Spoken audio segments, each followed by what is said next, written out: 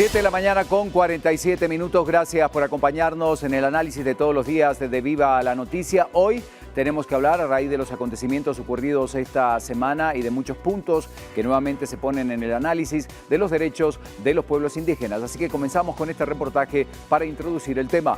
La vacunación contra COVID-19 se ha concentrado en áreas urbanas. Solo el 15% de los vacunados dice pertenecer a una comunidad indígena. Aunque casi la mitad de la población en Guatemala es indígena, los esfuerzos de vacunación contra COVID-19 se han concentrado en personas ladinas y que viven en áreas urbanas, mostrando cómo la vacunación ha sido desigual luego de haber iniciado el Plan Nacional de Inmunización. La falta de campañas de comunicación con pertinencia cultural, de centros de vacunación en área rural y el poco acceso de registro de vacunación hace fácil creer que la mayoría de la población vacunada es ladina en Guatemala. ¿Cuál es la situación de la población indígena en el país? Este es el tema que abordamos hoy en nuestra entrevista.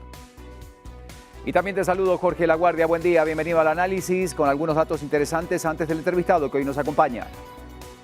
Gracias, Ricardo. Muy buenos días a toda la audiencia de Viva la Noticia. Continuamos y brindamos más información respecto a este tema. Debemos de determinar qué ocurre en todo nuestro país. Por eso ponemos a continuación las siguientes pantallas para que veamos datos importantes. Y es que según datos del Ministerio de Salud Pública y Asistencia Social, el 85.5% de las personas vacunadas hasta el 31 de mayo hablaban español y el 14.4% se identificaba con una comunidad lingüística indígena. Recordemos que esto lo hacemos al registrar nuestros datos en el sistema. Laboratorios de datos resaltan que son los departamentos de Sololá, Alta Verapaz y Totonicapán los que tienen más rezago en la vacunación actualmente.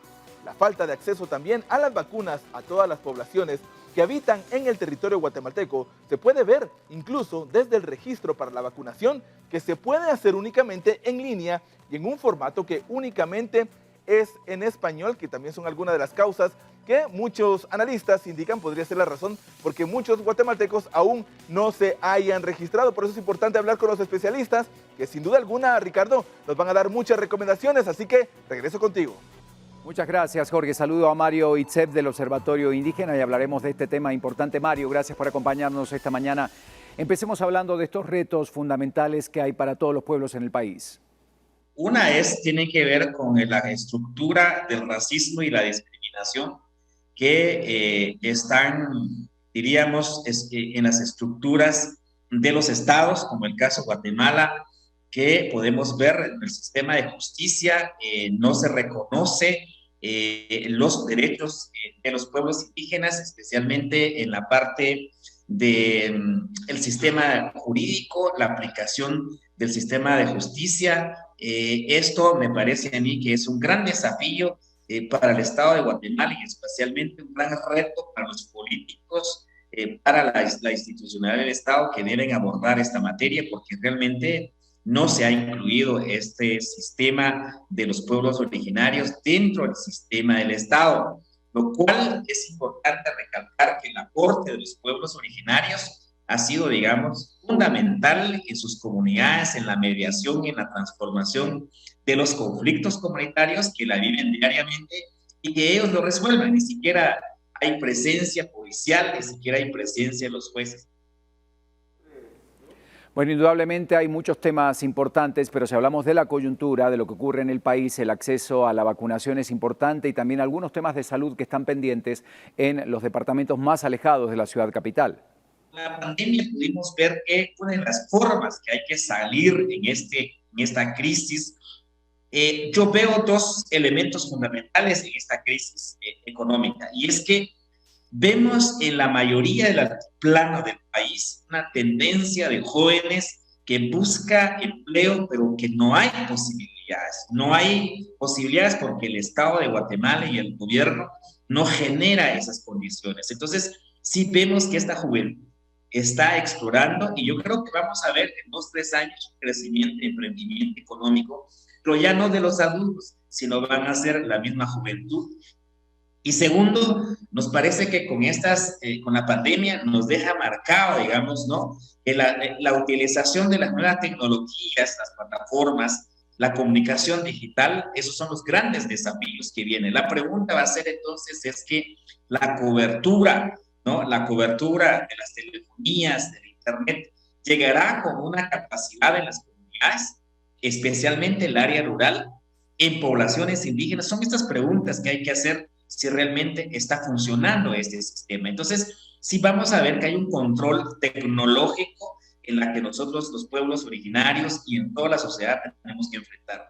Bueno, pero pongamos en contexto también lo que ha surgido en muchas comunidades en el interior del país. Hay posiciones encontradas en relación al tema de la vacunación, algunos sectores rechazando justamente la vacunación. Esto ya lo veníamos prediciendo el año pasado, cuando hicimos el monitoreo con Mirador indígena COVID-19 en los 39 municipios y 71 comunidades rurales, pudimos comprobar que efectivamente hay 3 elementos que hay que marcar. Primero, hay una desinformación, es decir, la información no llega en las comunidades. Es decir, desde el origen de la pandemia, en la forma que se transmitió la información, en la forma que trabajó el Ministerio de Salud, en la forma que trabajó el gobierno, efectivamente no se tomaron en cuenta las estructuras comunitarias de los pueblos indígenas, principalmente el idioma. Es decir, que no se informó correctamente sobre el contenido y la tragedia consigo mismo de la pandemia. En segundo, hay una resistencia de la población, es decir, hay intereses políticos. Recordemos que estamos en las puestas electorales, ¿verdad? Estamos ya en la recta inicio de un proceso de campaña electoral. Hay ciertos sectores políticamente que manipulan las comunidades, ¿verdad? Y eso creo que es preocupante esa parte, porque creo que ahí es el Tribunal Supremo Electoral que va a hacer un trabajo importantísimo de verificar, ¿ya?, qué personas, qué partidos políticos han iniciado una campaña electoral aprovechando la ignorancia, ¿verdad?, o la desinformación o la pobreza de la población. Creo que es importante este elemento que tiene que tomar en cuenta. Bueno, y también sería bueno hablar justamente de las discusiones que se establecen. Siempre hay alguna mesa trabajando para poder abordar seriamente los derechos de los pueblos indígenas. ¿Cómo está el tema? Bueno, ahí yo he visto y hemos monitoreado, incluso hay redes jóvenes que están impulsando, por ejemplo, la RENOJ, la red de jóvenes mayas, han trabajado una campaña con comunidades, incluso hay redes de jóvenes en la región Ixil, en la región Michoacán, en Alta Verapaz, en Huehuetenango, al ver que el Ministerio de Salud, su incapacidad de hacer una campaña, especialmente en los idiomas, de ir orientando a los ancianos y ancianas, a los jóvenes que se vacunan, hay sectores que han surgido para poder trabajar esta campaña. Yo creo que aquí es realmente para mí, un primer reto. El gobierno, especialmente el Ministerio de Salud, debería afinar una estrategia, una alianza con las universidades, con los movimientos de jóvenes organizados en las comunidades, las autoridades ancestrales, de ir con una campaña mucho más fuerte de alcance en las comunidades para concientizar a la población, especialmente los adultos, porque hay una cantidad de adultos que aún no se han vacunado.